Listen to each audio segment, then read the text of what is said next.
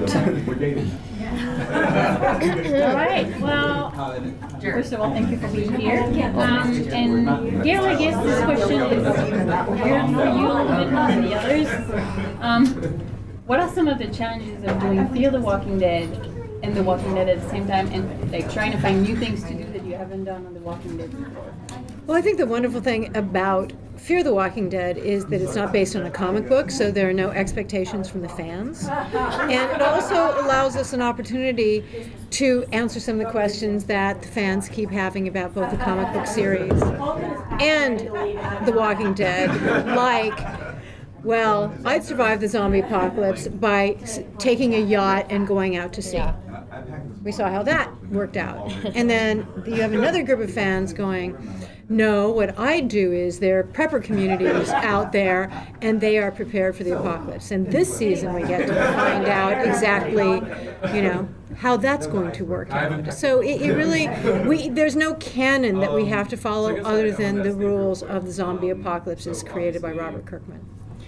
Yeah, can you talk about the decision to kill off Travis, and whether that was something that was done on the creative side, or whether it was something that Cliff Curtis came to you and said, I want to move forward, perhaps work on some other films, projects? The thing about television is everyone signs a contract for X number of years, and hopefully they have a good time and don't regret it. But no, it was a much better question for Dave Erickson, but it was very much about the arc of his character, taking him from sort of the moral compass and conscience, conscience of the show, into someone who can take on, to defend his family, not only the living survivors, as evil as they can be, but also an entire, gladiator ring of the infected, and it's always, the deaths always hopefully have completed the character's story, but also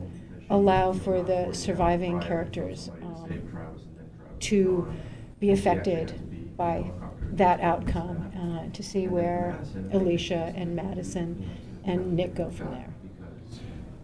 Plus, there was too big. They had to make room for my ego. With two egos, wouldn't really work. It's too much testosterone already. So, Alicia, when you get news that one of your lead members of the cast is being killed off, how does that impact you and the other cast members? What sort of emotions do you have when you hear that? I mean, it was a surprise for sure, but we also, as Gail was saying, we go into it knowing that this is a job that has the potential to be finite pretty quickly, and it can happen at any given moment, and so it just makes us all the more appreciative when we do get to spend all that time together. But when we got back to, we found out over the break, and then when we got back to filming, we all had like a little cast dinner, and that was really lovely, and celebrated how wonderful it was to have Cliff on the show. Yeah.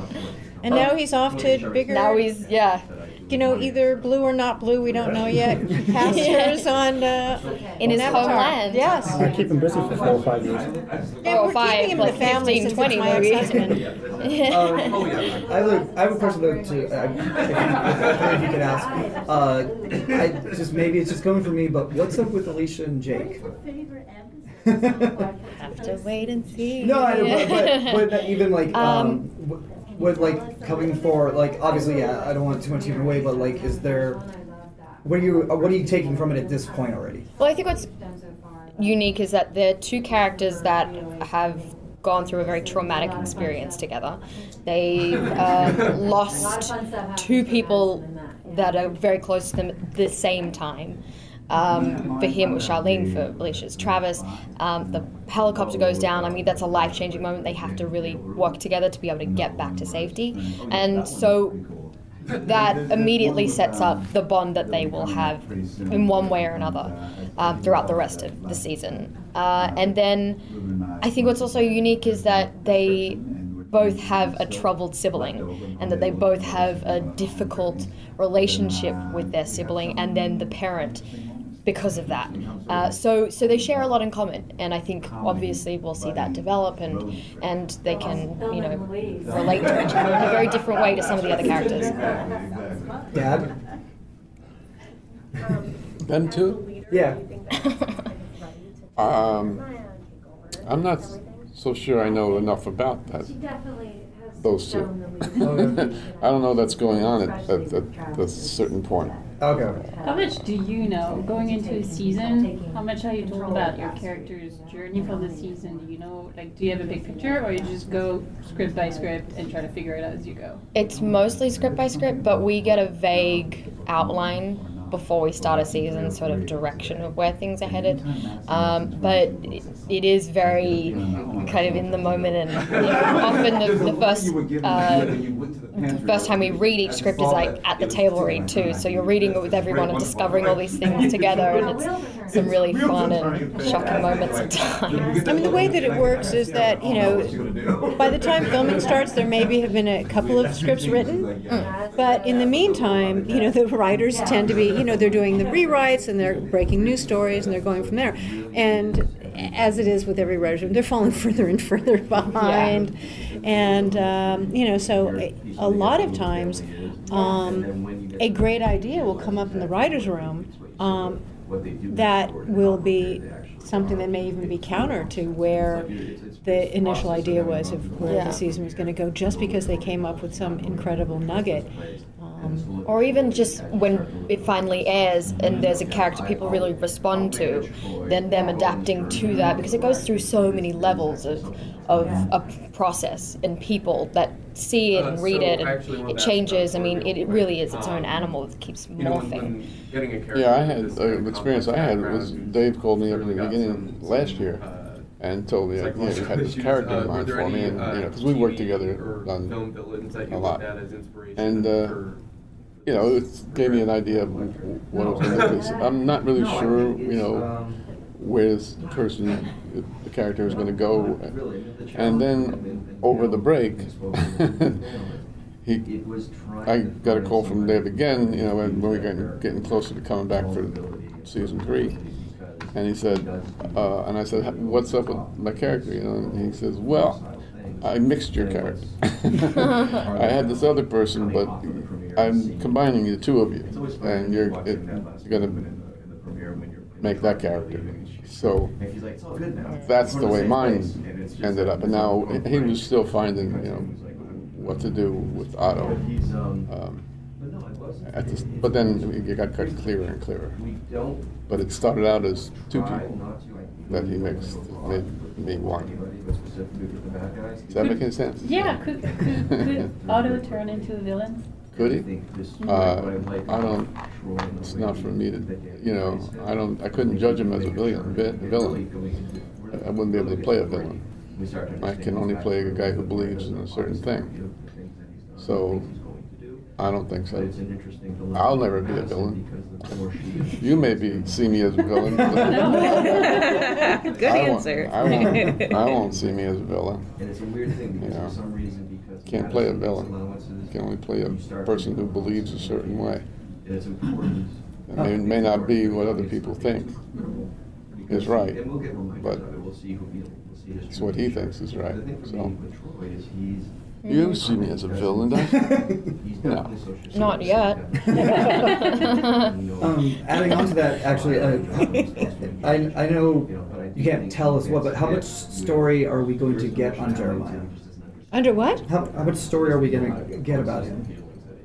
Quite a bit. Yeah, I think you get enough to know he's not did a you villain. see the episode that airs tonight? So, I mean, obviously that gives you some interesting clues. Right. That, start to lay the groundwork for understanding not only who Jeremiah is, but who the Otto family is. Okay. But he's not a villain. I'm going to write that down. Not a villain. His son comes across as a villain. Well, he's an unguided missile. Let's put it that way. That's a good way to put it. He just needs a little beaten once in a while. But but it's also interesting because when you can imagine scenes to come, you've seen some between Madison and Jeremiah. two people who have different approaches to keeping their family, or in your case, your extended family, alive. But they also have a lot of common. Hey, we're having an interview over here. Okay, please. Move it down a little bit. You guys are loud. No. But we can be. Does that mean we're also going to find out more? I think the way I see it, why I like Madison is they have a lot in common. I believe, their strength, their, desire for protect their family and to protect the people. So there's a lot in common they have, and that's all I see. Right? But handle it in different ways, maybe. But there's a good. I think there's a good bond between Madison and Otto, at least on the surface. So far. Yeah. So, Gail, we know the big bads in Walking Dead, but what discussions have you had with the Walking Dead team about introducing a big bad if you haven't already introduced a big bad this season? I mean, I think they're two different shows. Mm-hmm. I mean, the number of times before we introduced the Negan character that I would see people on social media saying, when's Negan going to come in, when's Negan going to come in, puts a great deal of pressure on The Walking Dead. People saying, when are you going to do the all-out war storyline? I mean, there are a lot of things because there's a comic book underpinning the story, even though we deviate quite significantly from it. On Fear not having that, we don't have an expectation. There aren't panels that we need to bring to life from the comic book, and it's going to be a surprise if there is a big bad and who that might be, and that is generally not the case with The Walking Dead. There's no marks you have to hit. Yeah. I like it better without a big bad. With it's nuanced. The world isn't enough. How much more bad does it need to get for these people? Especially when you consider that at this point, I mean, even the innocent Alicia has killed someone in cold blood. Right. Yeah. And, I don't think there's anyone who's, regardless of whether they've killed someone in cold blood, they have done things,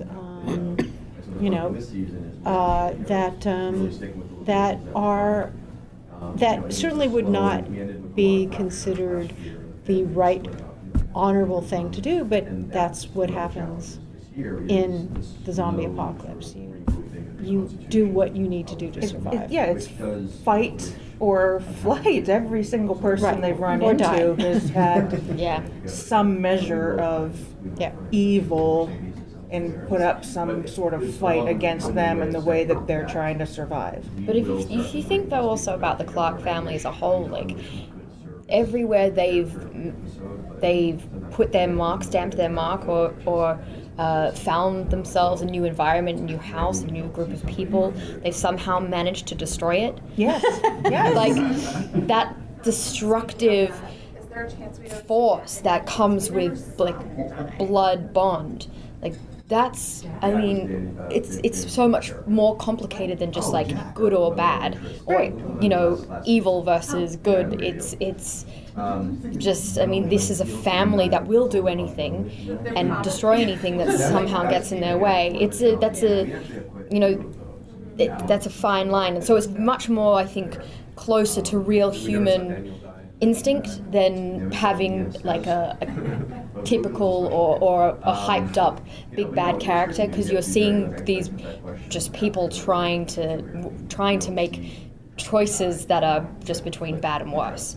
They're just trying to, they always somehow end up coming out with some bad choices. And for every family that or group of people that you guys run into, they might see you as their big bad. Exactly, yes. Just like you on see the the island. next family Yes, as like the on big the bad. island. Right. Yeah, we turned up destroyed everything and then left. Like, and they're like, if we ever see them again. but same with the hotel though. Yeah. Same with the the hotel. You know, we turned up, destroyed everything, and left. Like, but that's I think a really interesting metaphor for this world and that new life and new existence they have. Yeah, it's like when we talk about autos, that's the same kind of thing. It's Yes. Troy and Jake and me are all we have. You know, so this is what like they have. You know, they have each other, and that's all we can hang on to. Even though as screwed up as Nick is, and Troy is, he's still our family. You know, and we gotta deal with them. But like Madison is like there are some sinister moments for her, or not sinister, like vicious. Like that's a character that will or appears to do whatever it takes. Turning a spoon into a weapon. You know? Exactly. You know there are some vicious qualities in there, ferocity that I mean could be interpreted as evil to some people, but in this. Well, it's nice that it's all blurry, I think. And that's what's also interesting about this, because the character of Madison is the number one on the call sheet, and she is, as people would say, the Rick Grimes of this show, and so it's rare to see the woman's story being the one she's the one who's keeping the family alive, especially now that Travis is gone. She's really going to have to. She's going to have to earn that and maintain it. And there's this interesting thing that's happening, especially to your character now, where they're becoming desensitized to the world they are in, like murder and all that stuff become just normal. And so I wanted to talk about that scene in the episode we saw today where Alycia is presented with that head. And there's that moment where we're like, how is she going to react? And she laughs. Yeah. And so I wanted to see if you could talk a little bit about what's going on in Alicia's head when she sees that. Oh, I think what's nice about that whole little story arc is that it's the first time we see Alycia actually get to react with peers her own age. And have some experiences that she missed out on. So there's a moment of release and relief that she is allowed, and I don't think she's ever been afforded before. And so, also paired with that, The weed. the weed, no, is that in such darkness, the only thing that really keeps you going, I think, is humor and hope. And you were saying this earlier, it's that element of being able to laugh in the face of pain, or there's always an absurdity that comes with such darkness. How about you just do, you can answer this probably. Tell me more about the Fine thing. But I mean, and the other thing is when you said, how was it to kill someone? You say easy. Yeah. I mean, that speaks volumes. Yeah, and I think you're right with it's becoming desensitized. It's also sort of nice as an actor finally not having to express every single kill. Like you can just relax a little bit more. It's not like, what did this mean and what did it do to me and like, who am I now? Like I think a lot of season 2 was like that for us. And then when she says, I killed a man and it was easy, I think that's just a big release for her to be able to just then say it, and the absurdity that it was easy. Like the act of it was easy, but the consequences of it are hard, and the time you spend after thinking about it or feeling guilty or the burden of it is something else entirely. But I love that we got to explore that a little bit with her. Gail, I want to ask you about possible. They're in this compound now. Are you afraid of any comparisons to Alexandria? No. No, I mean, the Alexandrians, when we initially met them, were so ill-prepared. I mean, they were still living in denial about what the zombie apocalypse was. And even though in the scene, when you're in the whatever, prayer group or, Christ risen. Yes. They admit that they haven't been out to see what it's like in the real world. So in that sense, it's the same. But this was a community that was founded on surviving the inevitable fall of civilization, and they're going to approach everything so differently than the Alexandrians did. Gail, having spent a significant amount of time in your career on film, making films, can you talk a little bit about sort of the transition to TV and comparing? TV is so much more fun. Oh my God! But don't tell anyone because. You know, I spend the same amount of time on a feature telling 2 hours worth of story, which, by virtue of being 2 hours, can't focus as much on character. Because you got, especially if it's original, you have to set things up. You have to, do the character arcs. Then you have to wrap things up. We do that. We have 16 hours to tell stories, and it's harder. It's much harder, but a lot more fun too. Yeah, it can be rewarding in a way. A lot more rewarding, and you really do feel like you're a family, especially because you get to return. In a feature, you do a sequel, but that could be years from now, and everyone's gone away and done. I mean, we come back and we're family once again. Yeah, people do really become your family. That's true. So I love it. Are you guys done currently shooting with the season? No, we're still shooting. I was just curious. I don't know if you would want to talk about, but is there any future projects you have coming up even after this?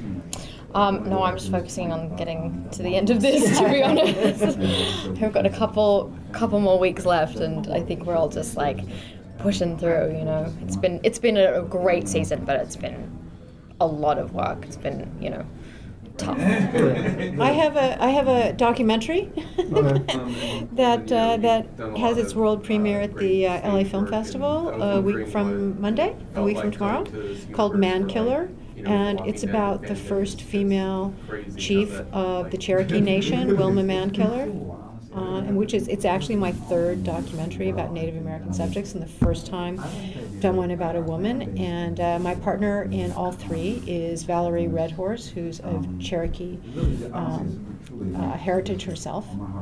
So, I mean, it's really interesting, and it really gave me a lot of insight to some of the things we're going to be exploring on the show this season. Yeah, it'll be fun.